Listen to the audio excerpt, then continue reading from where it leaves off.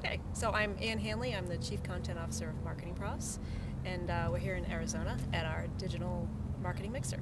As we can see from all the cacti, I suppose is the plural of cactus, right? Yeah, exactly. And what does MarketingProfs do? MarketingProfs is a media property that we publish know-how that helps marketers do their jobs better, essentially. And the Profs stands for? Prof stands for profits. No, actually, it doesn't. Stands for so many different things. I know. It stands for, originally it stood for professors because our founder is a professor of marketing at USC at the Marshall School.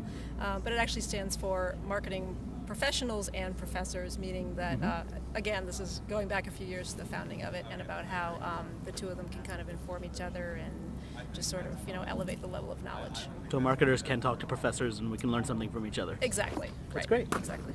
So one of the things that I think you do really well is bring the MarketingProfs content to a lot of different people who have an association with the site because they know you and because they're part of your personal network. Right. So can you share a little bit about how you've built that personal network and how you relate that to the MarketingProfs brand and gain more subscribers for the site or more of a network based on the people that you know? Yeah, right, sure. Well, I guess first of all, I don't really see a difference necessarily between my brand and the MarketingProfs brand. There's probably some people in MarketingProfs that would disagree with that, but I really feel like it's important for people to know me and as kind of the face of the brand, essentially. I mean, it's my face that's on the newsletter every week.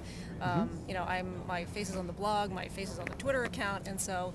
I talk about marketing, but I also talk about, my personal life. I talk about my kids and my dogs and my personal blog, and just to give people a sense of, I'm a person. I have a life, and I'm the person that is also doing the job at MarketingProfs. So, in my mind, it really allows people to build a relationship with me. So it's not just about about marketing, but it's about me telling you what marketing should you be paying attention to. So it does kind of feed into the way that I do my job. And a lot of brands are, for one reason or another, really uncomfortable with that idea of individuals representing themselves and talking about the brand and kind of intermixing. Why do you think that makes so many brands nervous? Well, I mean, I guess, you don't necessarily, like, if I were IBM, I guess I wouldn't want one person tied to IBM. But, at the same time, I think it's okay to have several people that are kind of all behind the IBM. I mean, Comcast is here, Comcast Frank is here. And he's a guy that, I think of Comcast, I think of Frank. And, I know a little bit about Frank now. I know that he smokes. I know that he drinks. I mean, does that hurt Comcast? No. I mean, it makes it real to me. They're a real company. All you'd have to do is hang out outside their office and you'd probably know the same things, right? Probably on a Friday, Yeah. Yeah, go out to lunch with them and they never come back. That's what I've heard. So, right.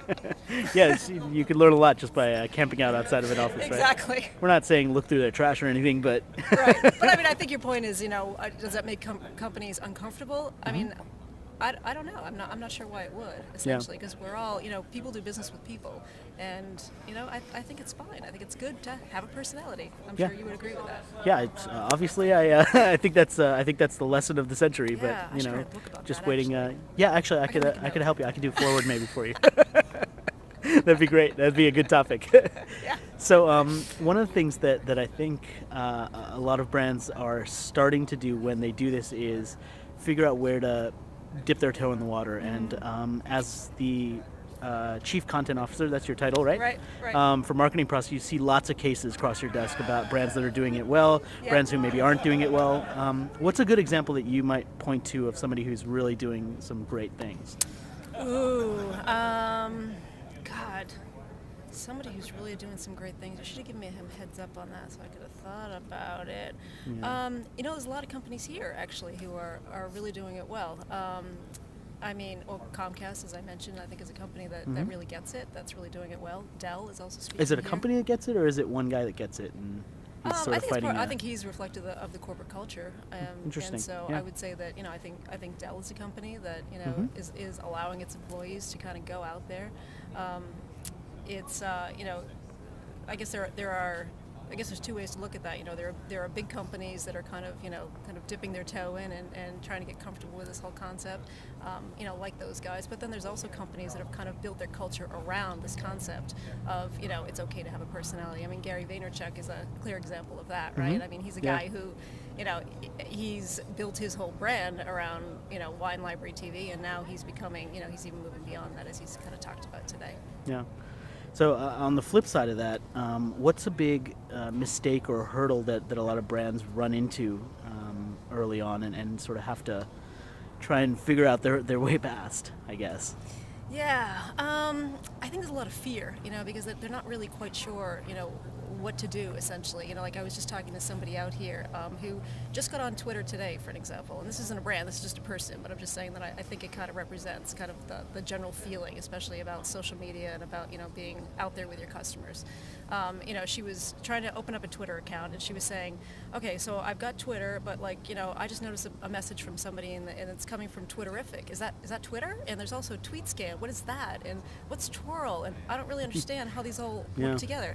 And I think, that is kind of a sign that, it's overwhelming, when you sort of get out there and you start looking at all these different things. But I think the thing to realize is that, they're just tools. They're just tools that you can use to kind of start to put your personality out there, to kind of build your brand and therefore, kind of bring your company along too. But I think, there's just a fear of being overwhelmed, of having too much, of not knowing where to start.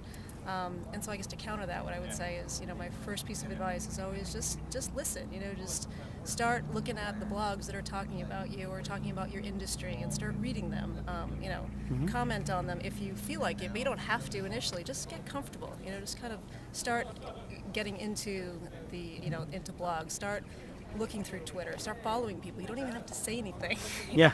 You can just listen for a long time, and actually I think listening is hugely important, and it's actually a huge piece of what I do on MarketingProfs, which actually informs both my brand as well as kind of content I'm producing on MarketingProfs.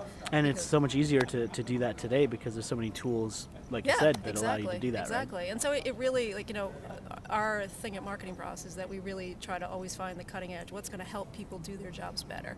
And these tools really allow me to do that as well. So, and I would say that, that's true of any company. You can sort of listen in on what's going on and how can you improve. And if you constantly have that question in the back of your mind, what are people saying, and how does that make, or how could that make my business better? Is there something that we could be picking up on here? That's great. Thanks, Anne.